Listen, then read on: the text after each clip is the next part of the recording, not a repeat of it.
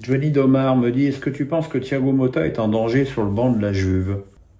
A priori, je dirais non, parce que la Juve est partie sur un nouveau projet avec des joueurs plus jeunes et que effectivement, a priori, les dirigeants devraient faire preuve d'un peu plus de patience. Maintenant, on sait que la patience, en foot, ça n'a qu'un temps, mais bon, a priori, non.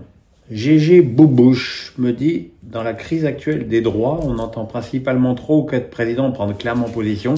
Pourquoi les autres ne disent rien? Ils ont d'autres business ou ils se fichent de leur club? C'est quelque chose d'assez banal finalement. Dans toute réunion, t'as ceux qui parlent, ceux qui se mettent en avant, ceux qui ont une grande gueule, et puis les taiseux. Il y a toujours des leaders et des suiveurs. Je pense que c'est pareil chez les présidents de clubs.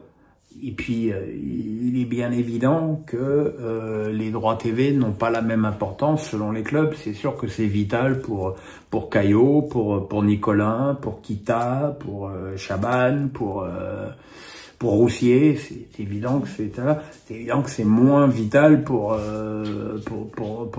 Marc Keller ou Longoria, et encore moins pour Nasser Al-Khelaifi. Ça explique peut-être cela, mais en tout cas, je pense pas qu'ils s'en foutent.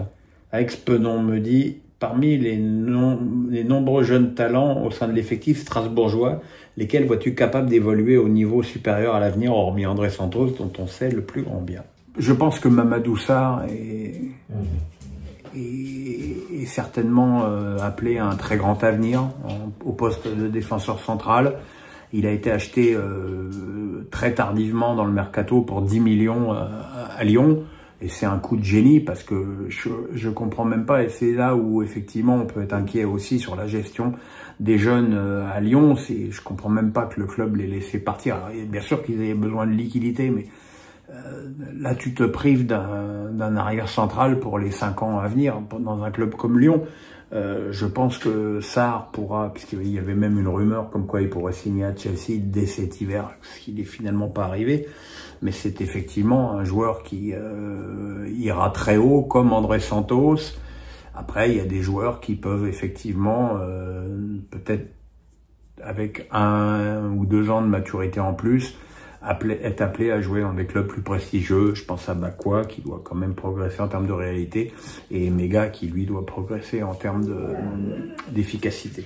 Gérard Alric me dit, est-ce que tu penses dans une équipe qu'avoir des gauchers est primordial ou pas? Dans valeur absolue, tu pourrais avoir une équipe avec 11 gauchers ou 11 droitiers, parce que ça pose déjà pas de problème que certains latérales gauche soient droitiers, alors que effectivement voir un latéral droit gaucher serait un truc assez invraisemblable. Alors sur les attaquants, avoir des faux pieds maintenant, c'est presque recherché d'avoir un mec à droite qui rentre son pied gauche à la Mohamed Salah ou l'inverse à droite. Mais je pense que un gaucher peut avoir une lecture du jeu différente d'un droitier. Alors après, je pense que c'est bien qu'effectivement qu'il y ait un panaché. Ouais.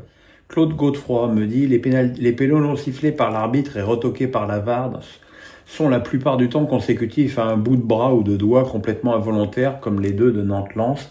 Penses-tu que le board devrait changer sa position dans un futur proche? Alors, les 2 pénaux qui ont été sifflés par Brizard avec l'aide de la VAR dans Nantes-Lens me semblent personnellement pour moi tous les 2 justifiés.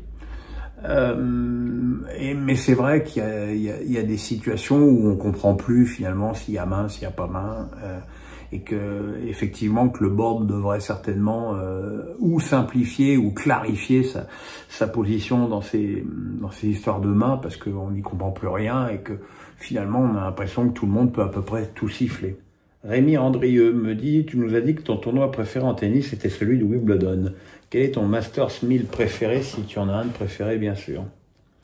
Oui, j'aime beaucoup Indian Wells, parce que c'est le premier Masters 1000 de la saison. Comme beaucoup y arrivent bien préparés, avec de l'ambition. Joueur, j'étais allergique à la terre battue, et j'avoue que même spectateur, c'est pas le jeu qui me transporte le plus. Effectivement, je préfère Wimbledon pour son atmosphère, et puis aussi parce que voilà, le gazon, c'est là où le talent te permet de faire le plus la différence, alors que sur la terre battue, il y a beaucoup de choses qui te permettent de faire la différence, la force physique, la résistance, l'endurance, la capacité à répéter les efforts, alors que bon bah tout ça, c'est finalement un petit peu gommé sur gazon. ED Défaussé me dit une question sur l'intégration de Kvaratskhelia depuis son arrivée au PSG. D'après toi, est-il en mesure de progresser et de s'imposer pour se rapprocher du niveau XXL de Dembélé et de Barcola? Il a été bon hier, hein. Il a fait son meilleur match avec le PSG hier à Lyon. Et en plus, en ne jouant pas à son poste de prédilection, parce que c'est ça un peu le problème, c'est que le PSG a recruté 70 millions, un mec qui est un spécialiste du côté gauche, alors qu'ils en ont un qui est en pleine éclosion, voire explosion, c'est Barcola. Et bon, visiblement, Luis Enrique a décidé de laisser Barcola à son poste de prédilection. C'est à Kvaratskhelia de faire des efforts, mais bon, hier, dans l'axe, sur les côtés, j'ai trouvé qu'effectivement il commençait à passer ses dribbles, ce qui n'était pas le cas depuis qu'il était arrivé. Donc effectivement, c'est intéressant et ça fera une option de plus pour Luis Enrique. Stéphane Steph me dit: as-tu été voir le film Mercato actuellement au cinéma? Je l'ai trouvé vraiment bien, mais est-ce que les agents dans le foot sont aussi pourris dans le vrai monde du foot où tous les coups sont permis? C'est comme tout. Les agents, c'est comme tout. T'as des pourris, t'as surtout beaucoup d'amateurs qui n'y connaissent rigoureusement rien. Et puis t'as des bons. Moi, j'ai connu des agents très bons et très honnêtes, et j'en ai connu des totalement véreux et des scandaleux. Donc voilà, je dirais qu'il y a de tout. Maintenant, le film m'intéresse pas, j'irai pas le voir. De toute façon, je vais jamais au cinéma. Je suis devenu très feignant, je regarde ça en VOD sur ma télé. Et on verra. Je pense que c'est vraiment le genre de film que j'attendrai qu'il soit sur Canal pour le regarder. Ranchlaka me dit: après plusieurs messages concernant Romain Morilla, je vois que tu zappes ces questions. Pourquoi? Penses-tu que c'est un complotiste? Merci. Je les zappe pas, mais je vois pas l'intérêt de juger son travail. Moi, j'aime pas son style. J'aime pas ce côté redresseur de tort et donneur de leçons permanent. Ce côté moi je sais, moi j'ai la vérité absolue. Ça me gêne un peu. Maintenant, il y a effectivement des dossiers où il est très bon, des dossiers où il saoule tout le monde, parce que moi je veux bien que tu fasses des dossiers sur la pédophilie dans le football mauritanien, mais c'est évidemment extraordinairement grave pour les enfants qui sont victimes de ces attouchements, mais qu'est-ce que vous voulez qu'on y fasse en France, quoi? C'est le problème, je veux dire, il a une capacité d'indignation qui est finalement pas à géométrie variable, mais il est capable de s'indigner pour des trucs qui finalement ou n'ont pas d'importance, ou pour lesquels de toute façon on ne peut rien faire. Donc voilà, après effectivement il avait très bien travaillé sur le dossier Mbappé PSG. Je dis ça parce que par ailleurs j'avais les mêmes infos que lui. C'est pas pour ça que je dis qu'il avait bien travaillé, mais parce que voilà, maintenant voilà, je me jette pas avec gourmandise sur toutes les vidéos de Molina. D'abord parce que je trouve qu'il tire à la ligne, parce que personnellement j'essaye de jamais trop faire, mais voilà. Voilà les amis, c'est tout pour cette semaine. Donc on a un peu de Coupe de France là. Jeudi, je vous ferai certainement les dossiers de Pierrot sur le PSG.